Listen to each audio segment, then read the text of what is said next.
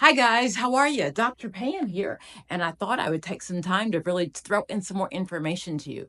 Remember, at Academic Coaching for World Changers, we really believe that you have to learn content. Taking test questions all day, every day is not studying. It really is not. You have to be able to have a conversation regarding content. You should be able to recognize Erickson. Those of you that are working in clinical practice, you should be able to recognize when you use an empty chair technique or with strategic family therapy when you're using the double bind. Remember, you all do it already. I don't ever make you a better clinician. I just make you a better test taker. Tests are standardized. Everyone has to answer the right question according to the test. We don't ever pretend that we make you better clinicians. We only make you better test takers. Okay, so let's work with the question. I know it's research and assessment, and many of you are groaning. Oh, we hate it, Dr. Pam. We hate it.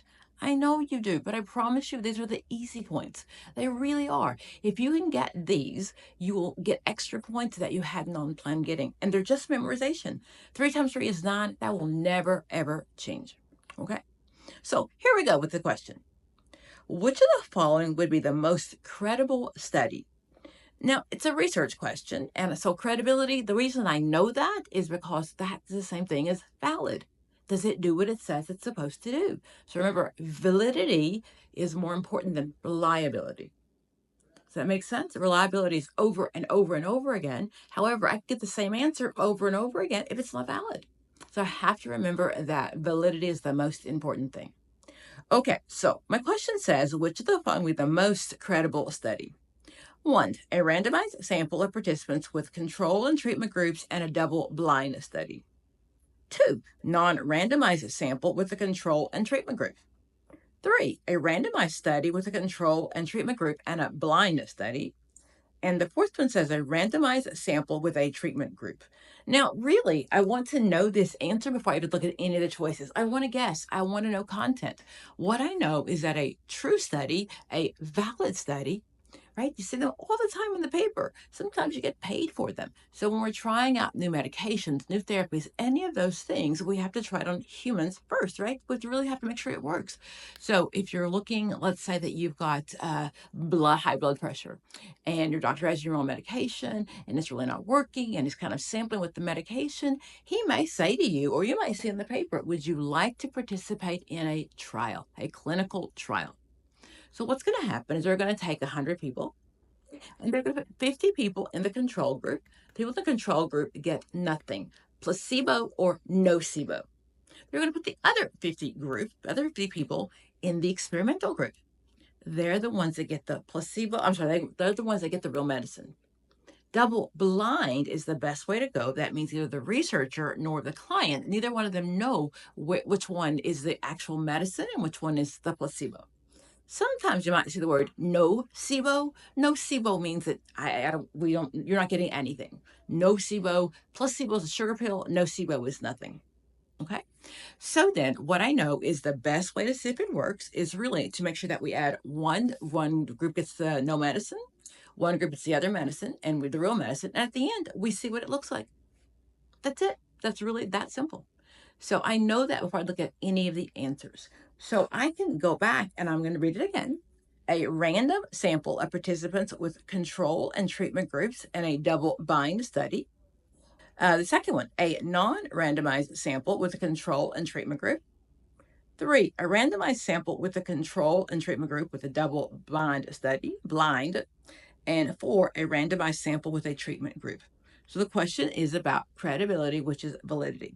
So I do know, and normally what we teach you is to cross out at least 2 of them, 2 that you know way, know how can be the answer. But in this one, we know that the answer is the first one. A study, which of the following would be the most credible study, is a randomized sample of participants with control and treatment groups and a double-blind study. Double blind belongs to strategic family therapy. Double blind is the research term. The explanation is that randomness increases credibility, while double blindness eliminates subject bias, making the study more credible. I'll try that again. Randomness increases credibility, while double blindness eliminates subjective bias while making this a most credible study. So that is my answer. But let's go back and pick up some other things.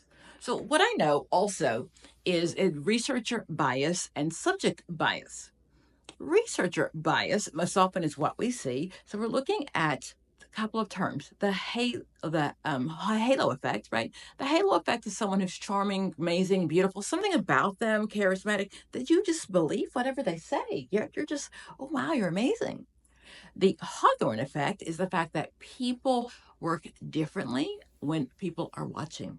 That started really in the 40s and 50s when we had the GE plants. We started making these big manufacturing plants.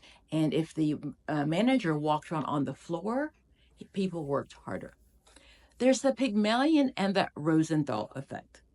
They're both the same thing. The Pygmalion and the Rosenthal are the effect that says, I will find what I'm looking for in research. If it's out there, I'm going to find it. Okay. I'm going to make it happen in my research. So when we have a double blind, that takes all those things away. Remember, in a clinical setting, the only thing that you can ever use, though, is a quasi-experimental. The quasi means it's not randomized. People who are getting treatment with you can't come in and suddenly start getting different treatment. That doesn't work that way. If I've only been getting my depression medicine, you can't try me on something else without me knowing.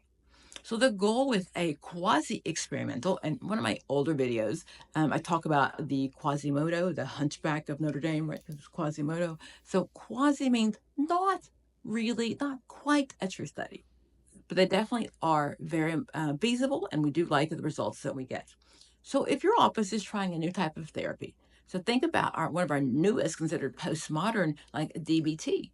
So when Marcia Linehan was working on DBT, she had to have clients to work with. So when people were coming in, she had to say to them, hey, we're trying this new therapy technique. Would you mind being a participant in our research? So that's what quasi would look like. Okay. Guys, I promise you, research and assessment are the easy ones. Please don't ever not study those. They're the easy points. It's memorization over and over again. 3 times 3 will equal 9. The mean, median, mode won't ever change. You learned that when you were in 4th grade. Facts of math won't ever change. Guys, thank you for tuning in today. And I really hope we found that question helped you. And we're so glad that you're here with us, and keep being a world changer. Bye, guys.